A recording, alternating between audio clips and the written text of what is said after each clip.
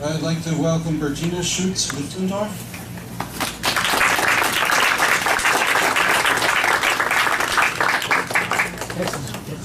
And with her will be Scott Maple. Okay, thank you for being patient and waiting. It only took a few minutes. Again, I'd like to introduce Bertina Schulze Mittendorff, Scott Maple.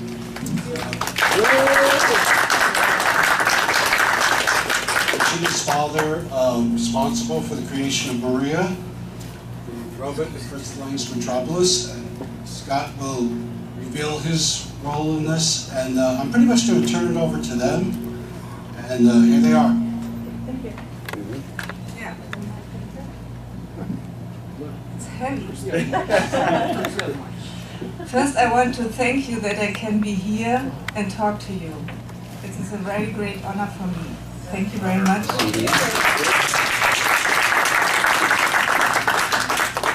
And I want to, at first, thank my friend Brian who made this possible, together with Kevin. Thank you.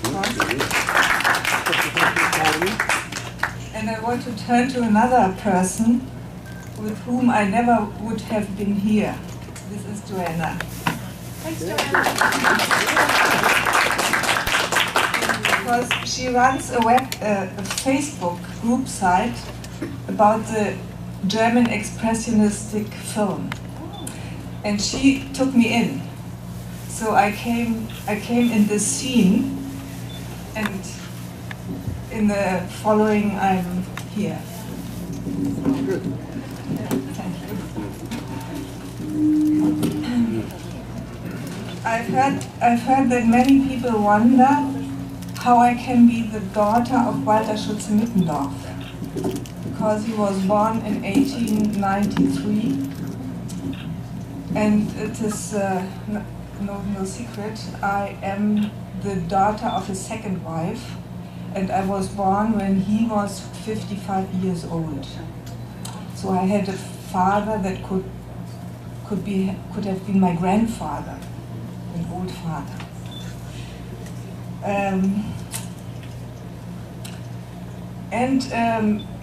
On the other side, I heard people asking why it was possible that in Germany the expressionistic film came up so overwhelming, so great in its kind of making. And this has reasons of history. As I had an old father of 55 years, I had a father who had his own history. And this made me interested in history. And so all the people who worked in the expressionistic film were roughly born in the end of the 19th century, you can say.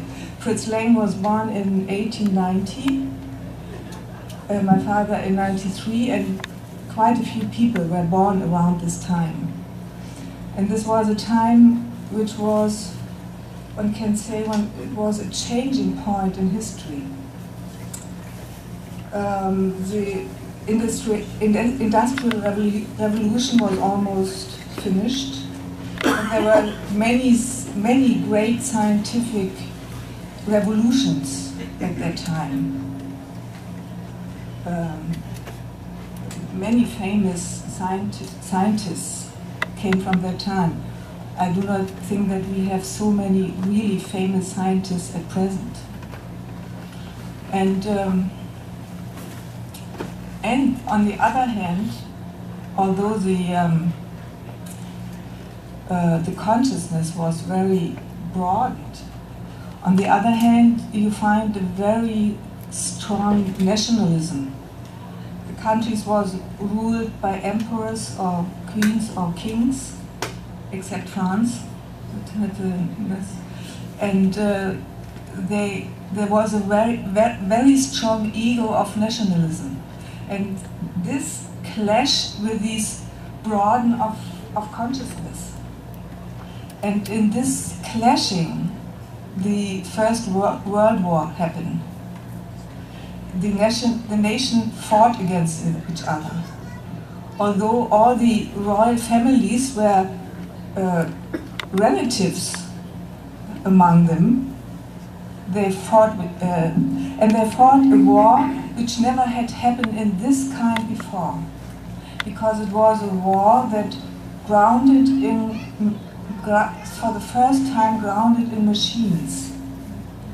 You had, for the first time, you fought with machine guns, you fought with poison, chemical gas, poison gas, and you, for the first time at the end of the war, you fought with airplanes, and so any minute, 4 soldiers died. Every minute, 4 soldiers died. So it was horrible, and Germany, together with Austria, lost the war, and it is so incredible why the country who lost the war came about so strong with the expressionistic film. I think this is because the dark, which was suppressed, had to come out. All the creatures had to come out. And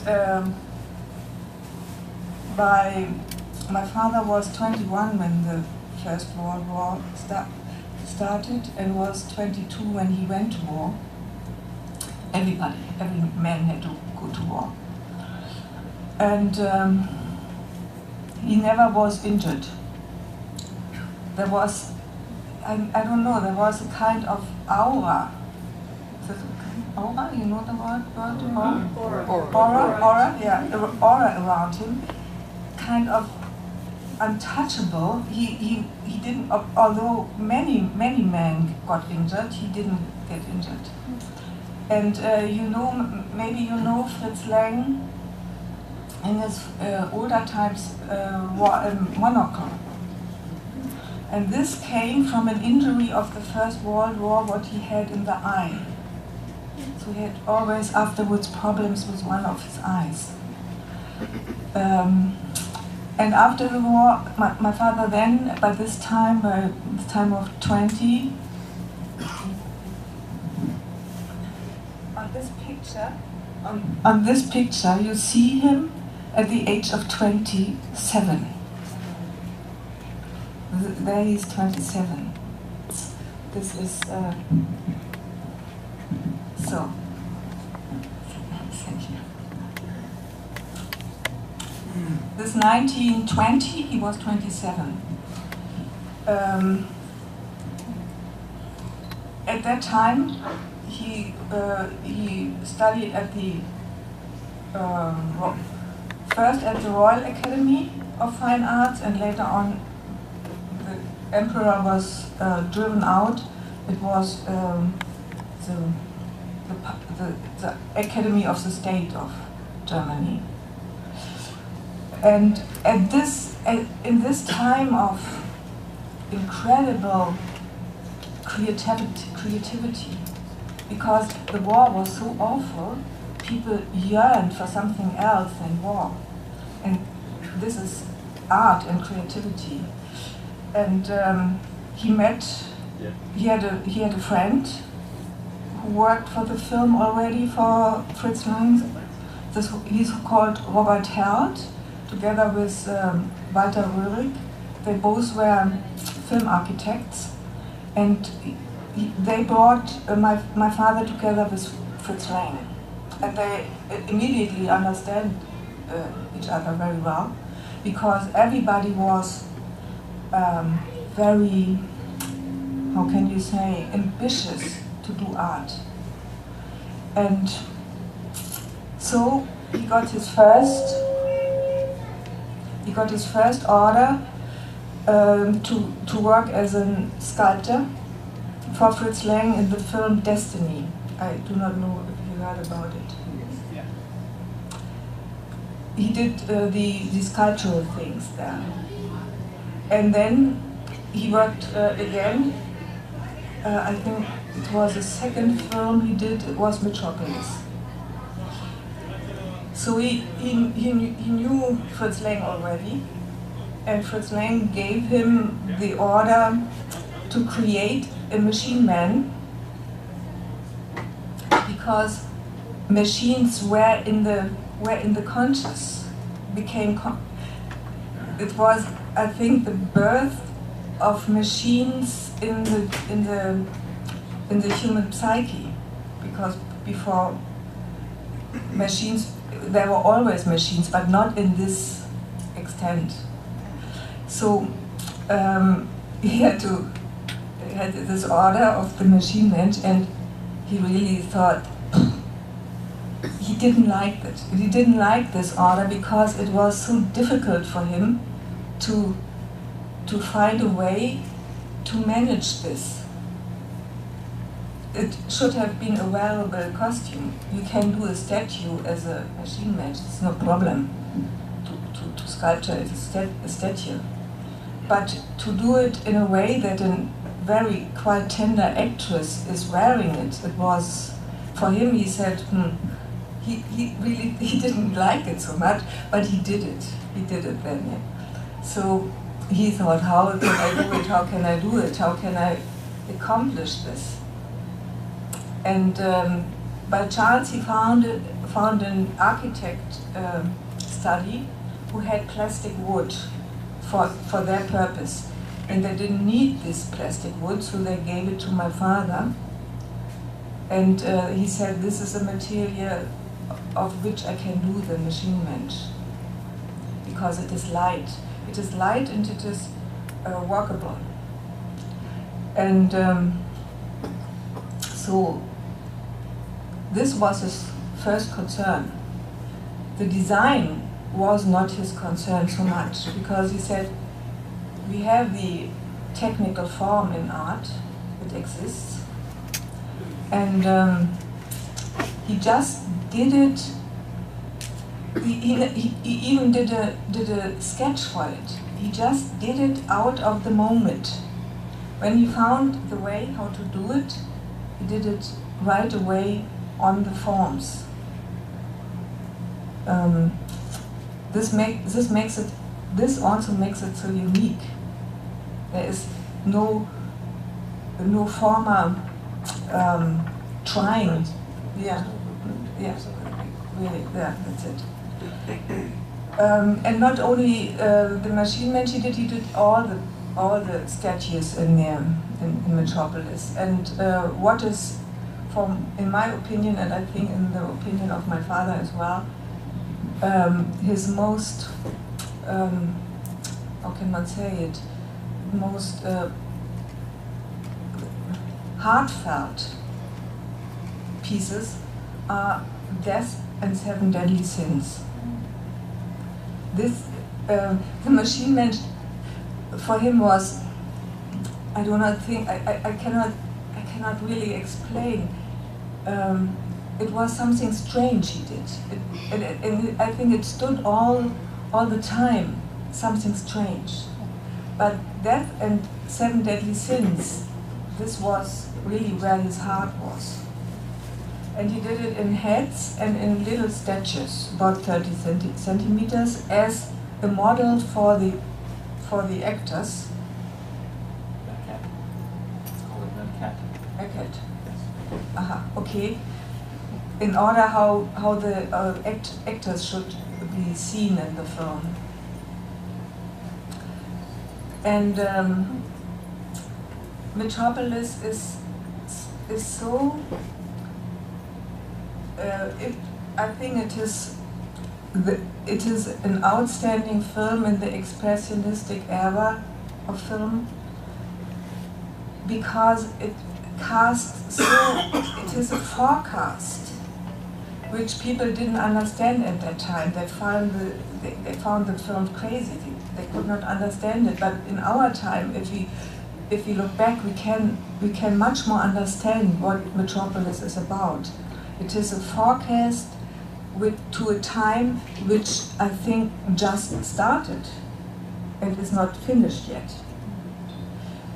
um, the robots are just going to come. At one day they will be as popular as smartphones, but it is not. Didn't have reached that time yet, and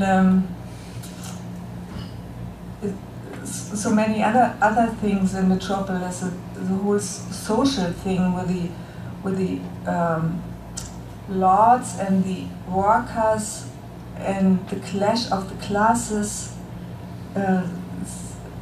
We didn't have overcome this yet, although it looks different today. But the money thing in there, that there was, as they say it, every wheel, every turn of the wheel will bring more gold, and he put it in not in as money. He put the value as gold. And we find this today as well, still. And what I find so interesting is Death and the Seven Deadly Sins, because when we think of horror, or when we think of beasts, or when we think of horrible creatures, and this is a convent, I think, where it is about horror film and horror creatures. They all based on the seven deadly sins. Without them, no beast is there, no demon is there, no horror is there. This is the fundament of any horror, and it is so ungrabbable. We can. I cannot imagine. Do you know any horror film? You can. I happen to be in the wrong place, being not much of a horror fan. But you may have horror films in mind. These are not existent. They are made up.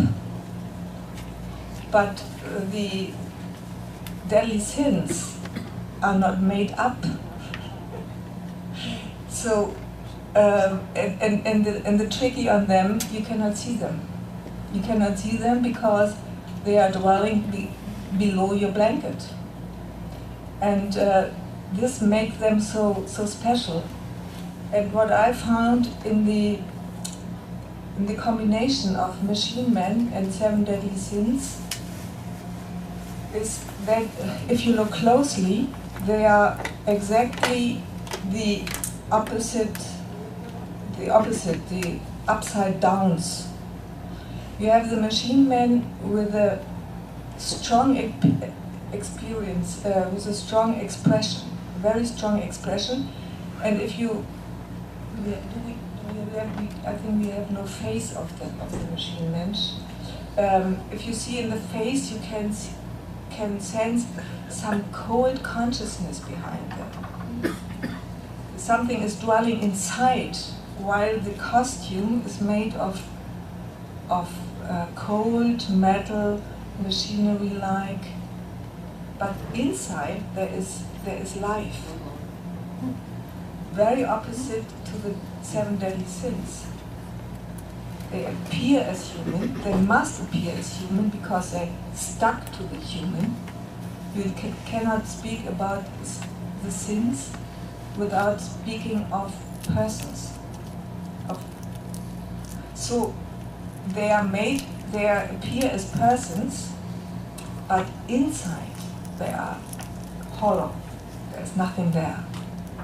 And therefore, the Machine Men and Seven Deadly Sins are building a counterpart, so to say. And this is, I think, for me, this is a core secret of the film, because it touches people so deeply. It is not only a scenery that is beautifully done. there is very, very much, I can call it mystic, it is mystic because it uses Christian mystic. We know the Tower of Babel and all these legends they use in this film. And okay, this is a Metropolis. It was how can man say, a changing point. It began 25, and the work ended in 27, where it was shown in the cinema, and it is just the middle of the time of the so-called Weimar Republic, which is the 19 years between war and dictatorship. Just in the middle. It was on the peak. To which side will the coin fall? Will it really fall to freedom, what art is? Art cannot be done without freedom, or will it fall to dictatorship? And it fall to dictatorship. This was a time because one movie title I find very, very true. This is the one, The Empire Strikes Back. Because if there is freedom, there are people who are scared of freedom, and those people will strike back. And this is what happened in Germany, and I think George Lucas had some ideas from this German time. So then my father did Spies. He did the Nibelungen before Metropolis. The Nibelungen, I do not know if you heard about it. It's a very special German topic. It's a German saga, so to say, as the Ilias by Homer, or do you have? I do not know if you have sagas in America.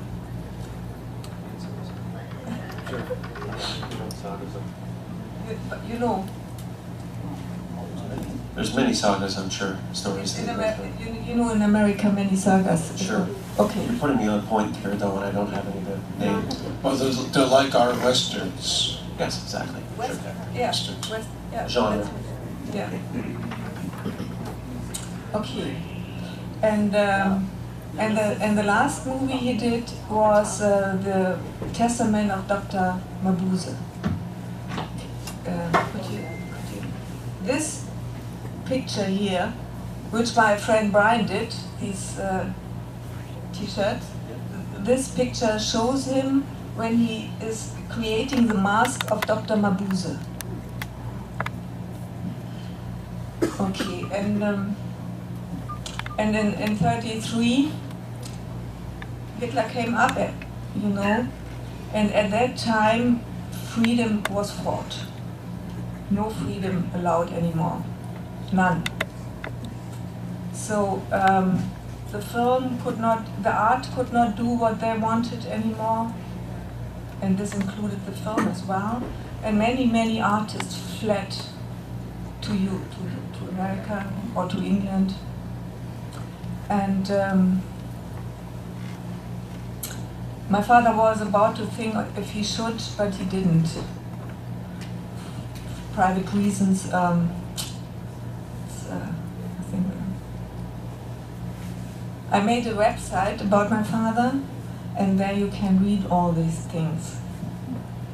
It's you find it very easily under the name Schulze Mittendorff in the internet. He worked as a sculptor, and he always had connection with the film. He, in between, even in the time of Hitler, he worked for films as well. And when it came to the Second World War, he didn't want to. He was in the First World War, and he became a lieutenant in the First World War. So he was registered as a reservant. In reserve. In reserve.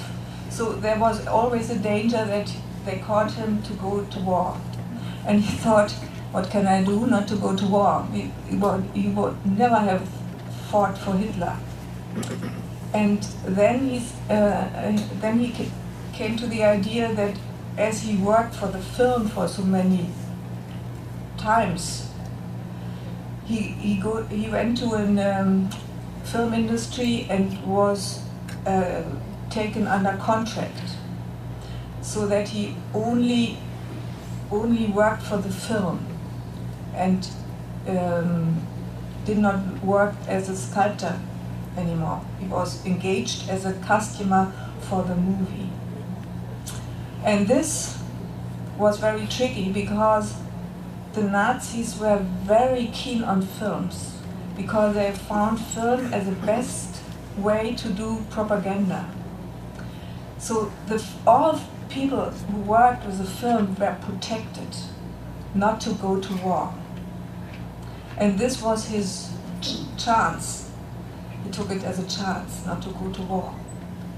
But this had in consequence that he never got back to be a sculptor. He stood as a costumer until he retired.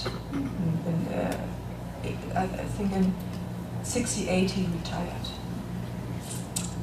So this is in the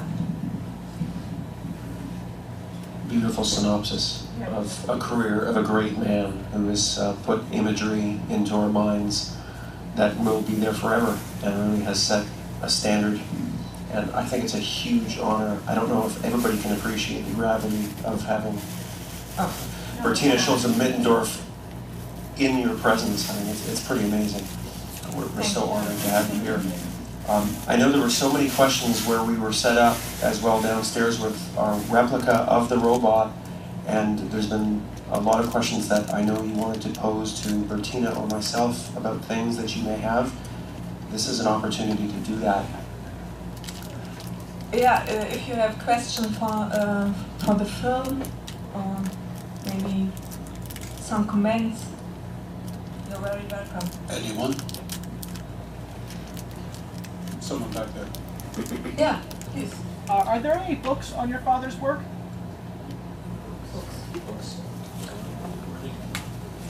Books? No. So the person of my father was he was very a very decent person.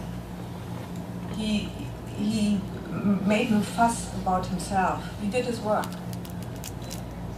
He was very respected, but and he was always a very busy man. He had always many work. So in Germany it is different. It is a bit. I sometimes a bit feel in Germany like the profit doesn't count in its own country. You have a kind of absence of interest. Very different from here. Very different. In fact, it seems to get interesting, but it becomes interesting content to Germany when it's of interest abroad first. It has to happen here before it happens there. They won't take their own content. Germany is a country, especially since the end of the Second World War, where the Americans brought the freedom. And I was brought up in Berlin. This means I always listened to American Forces Network because they have the best music. And the Germans are people who take over. What comes from America, they take over. They are the first in Europe who have what comes from America. So I think to coming here is the right way to go back to Germany. It is like going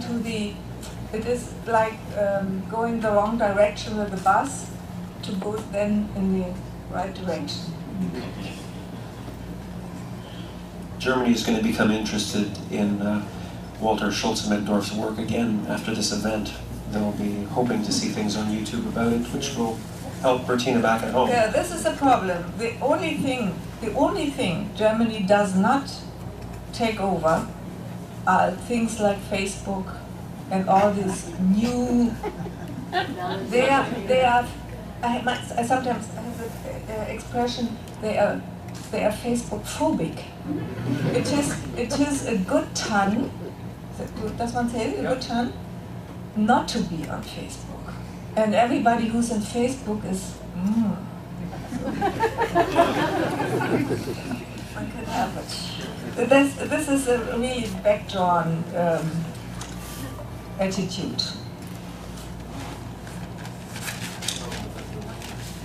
My writing, yeah. What I told you about Metropolis,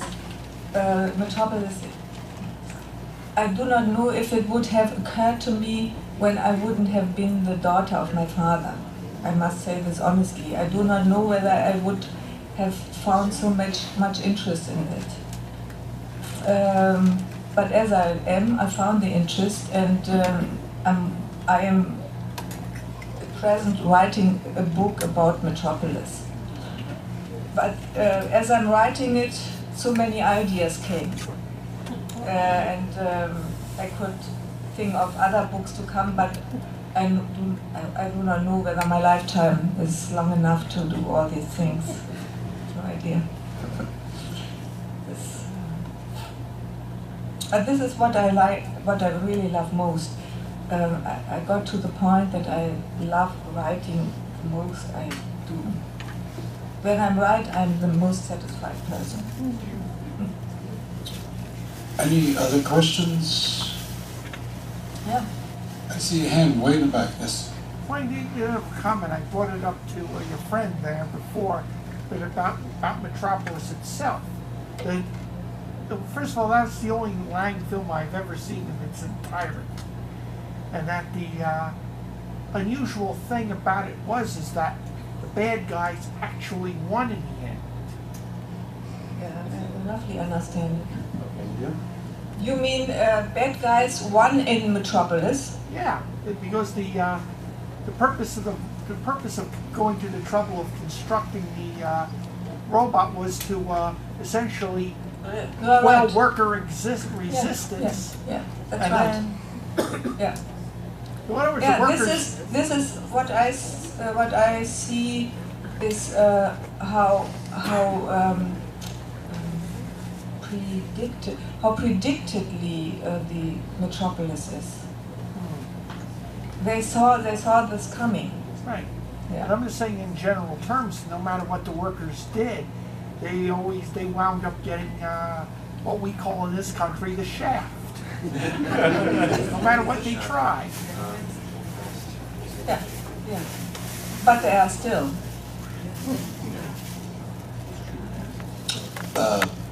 But it looks different. It looks different. You had a question. I just had a question about another film, Princess of Atlantis and the Giant Sculpt of Brinke Helm. Do you know if your father did that sculpt? No. Okay. Anyone else? Well, Scott. I was going to say Bertina Helm was her own free property. She wasn't tied to, she any likeness of hers was maintained by her. Actually, from my understanding, Schulze Mittendorff did not do any sculptures of Bertina Helm at all. Only like aspects. No. I think it's a. Oh, sorry. Go ahead. Bertina, do you still live in West Berlin? I live in Hamburg. No. I live in Hamburg. But I am. Thank you for coming across the pond. It's my second time. Welcome. But I'm quite often in Berlin. You may all know Marlene Dietrich. Yes. And she sang a song, Ich habe noch einen Koffer in Berlin. That means I have still a suitcase in Berlin. And I can find people who lived in Berlin and live somewhere else, and they all think I'm rooted in Berlin. There is something. It's a very true song for Berliners. I will always have a copper in Berlin. They got the walls down. Do you know what teared the, in my opinion, what teared the walls down? This was a movie by Billy Wilder. It called 1, 2, 3. Did you ever see this? And in 84, this film, it was made in 61. Nobody saw this film because it was a time where the wall was built, and they wouldn't see anything about it. And in 84, the film came up in the cinemas, and it was really a hype. People went there evening for evening to see the same film and went out laughing. And this laughing shake the wall down. I'm very certain.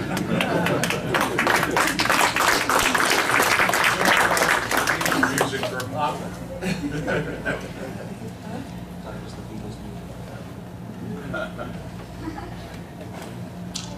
No, this is that was much earlier. It was in the beginning of the 60s, much earlier. So Scott, you would like to talk about what your company is about? Sure, we were blessed enough. We're actually not from Berlin. My accent is legitimately Canadian. I'm not putting anything on here. I was so lucky that about 8 years ago, Bertina found us for reproduction work that we do. We do film work and a lot of reproductions and prototypes for toy companies. And she was directed to us to put together a reproduction as accurate as we could of the Metropolis robot, something that to date really hasn't been accomplished in any official capacity.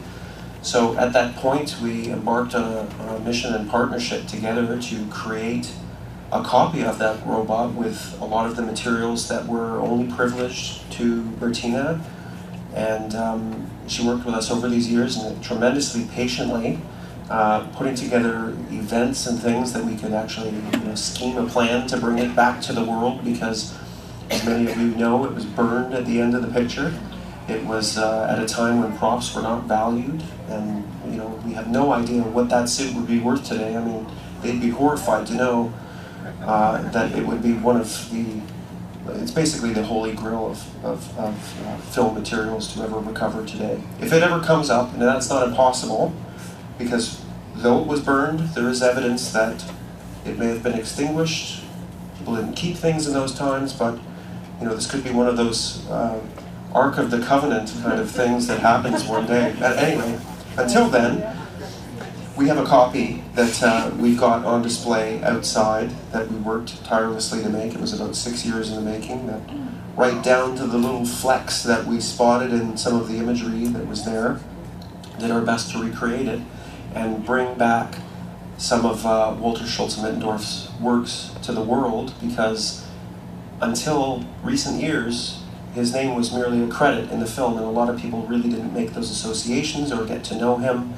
And we really wanted to make sure that these stories weren't going to be lost to history and beyond an ocean as well. So to have Bertina tell these stories and to give the inside impression, we are hoping to perform the act of a historian in protecting some of that, because some of these things are now lost forever, and now we can say with a certainty that we know some of these answers, and we're wanting to bring back this robot to the world, because at a time when technology really was nowhere, they had a premonition. I mean, this was a magical act. I mean, this aura that protected him from injury in combat saw to it that he would envision something that would be burned in the minds of every human being that knows anything about science fiction and or technology.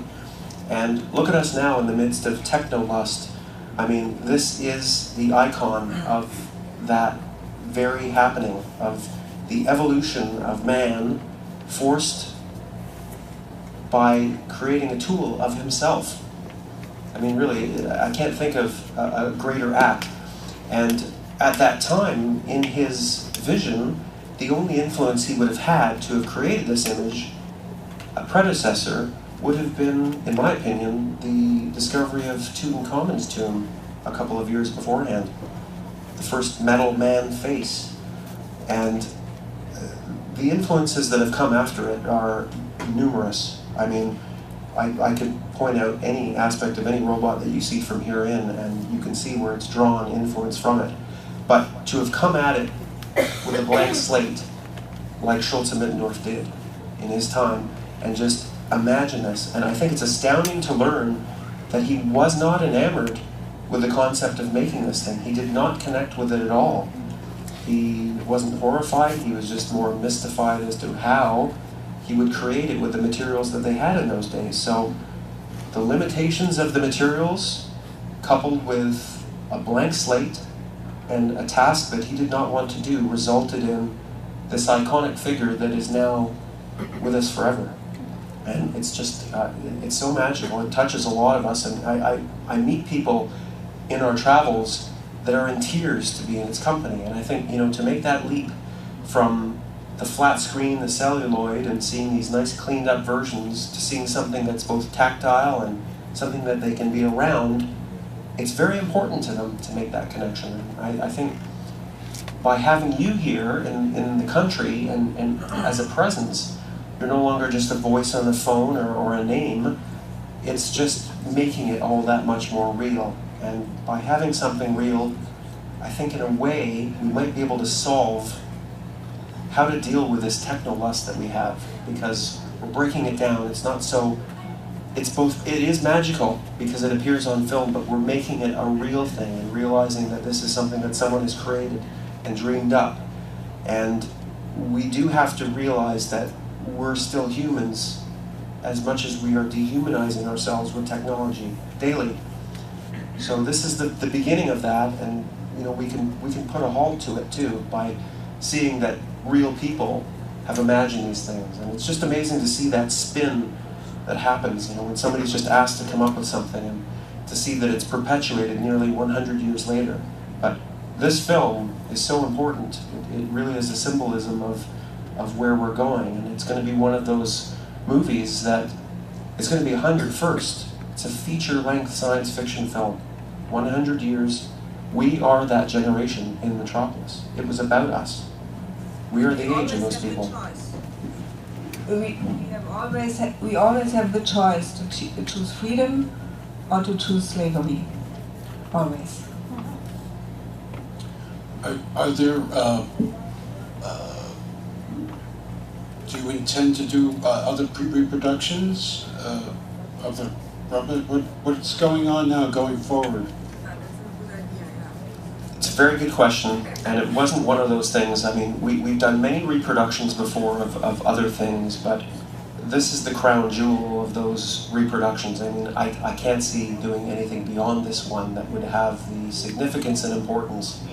But our objective now is to take the opportunity, because we are partnered with Bertina now, to bring this property to the people, because it is now accessible and it is an authorized and accessible thing. I mean, there are artifacts from Schulze Mittendorff's collection of works that you will be able to own soon.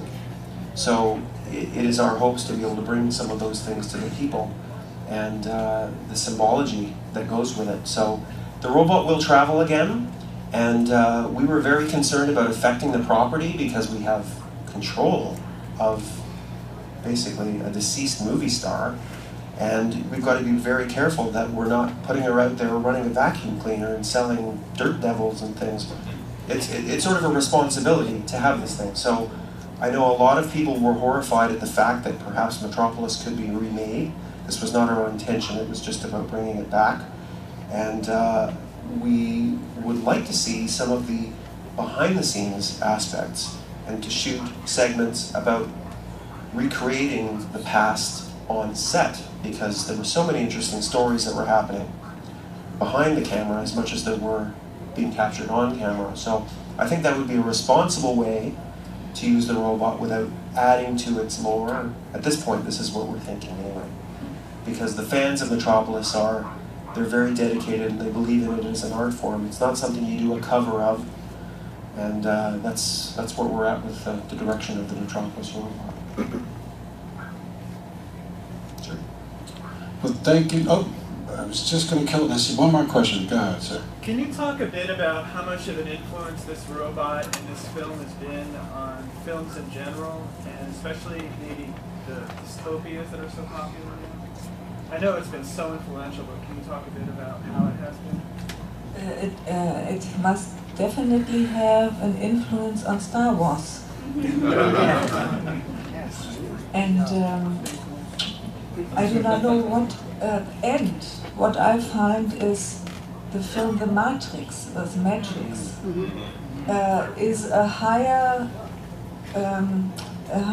evolution of Metropolis. From in my eyes, so the higher status. Yeah. It's definitely an updated version of it, for certain. And Blade Runner maybe as well. I think you're also forgetting we have to consider the Terminator films, which is recreation of a human form. Everybody says this, but unfortunately I do not have seen the film, so but I heard this talking that they.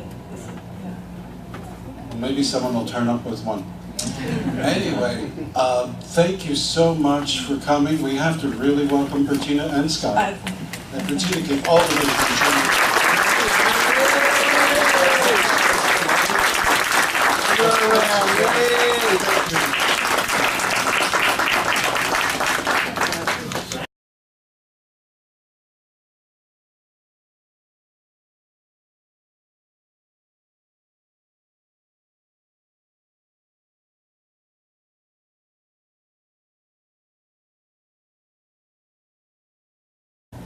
They fought and they fought a war which never had happened in this kind before, because it was a war that grounded in, for the first time, grounded in machines. You had, for the first time, you fought with machine guns. You fought with poison, chemical gas, poison gas. And you, for the first time at the end of the war, you fought with airplanes. And so any minute, 4 soldiers died. Every minute, 4 soldiers died. So it was horrible. And Germany, together with Austria, lost the war. And it is so incredible why the country who lost the war came about so strong with the expressionistic film. I think this is because the dark, which was suppressed, had to come out. Possible that in Germany the expressionistic film came up so overwhelming, so great in its kind of making, and this has reasons of history. As I had an old father of 55 years, I had a father who had his own history, and this made me interested in history, and so. All the people who worked in the expressionistic film were roughly born in the end of the 19th century, let's say. Fritz Lang was born in 1890, my father in 93, and quite a few people were born around this time. And this was a time which was, one can say, it was a changing point in history. The industrial revolution was almost finished. I'd like to welcome Bertina Schulze Mittendorff.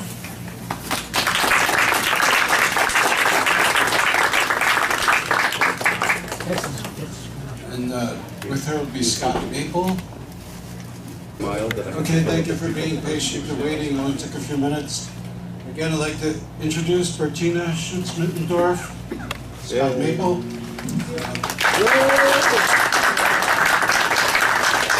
Bertina's father, responsible for the creation of Maria, who drove it to Fritz Lang's Metropolis.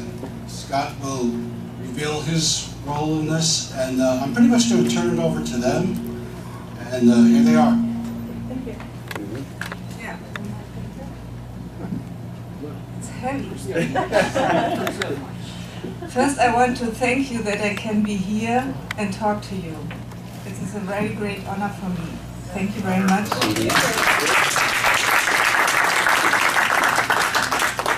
And I want to, at first, thank my friend Brian who made this possible, together with Kevin. Thank you.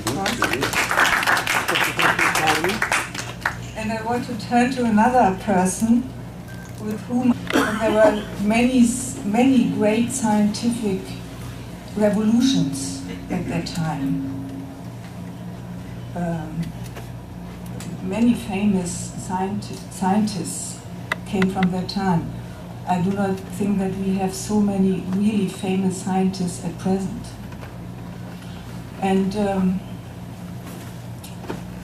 on the other hand, although the consciousness was very broadened, on the other hand, you find a very strong nationalism. The countries was ruled by emperors or queens or kings, except France. And there was a very strong ego of nationalism. And this clashed with this broaden of consciousness. And in this clashing, the First World War happened.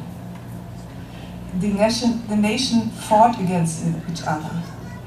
Although all the royal families were relatives among them, I never would have been here. This is Joanna. Thanks, Joanna.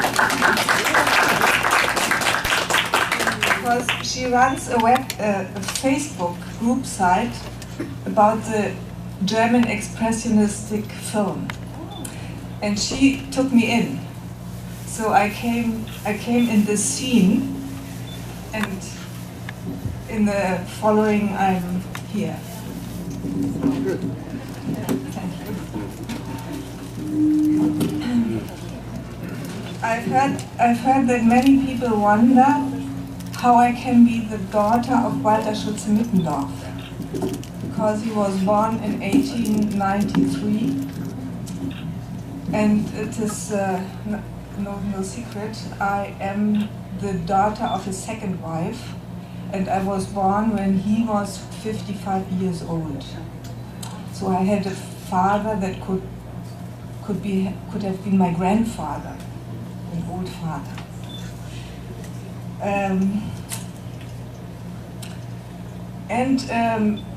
On the other side, I heard people asking why it was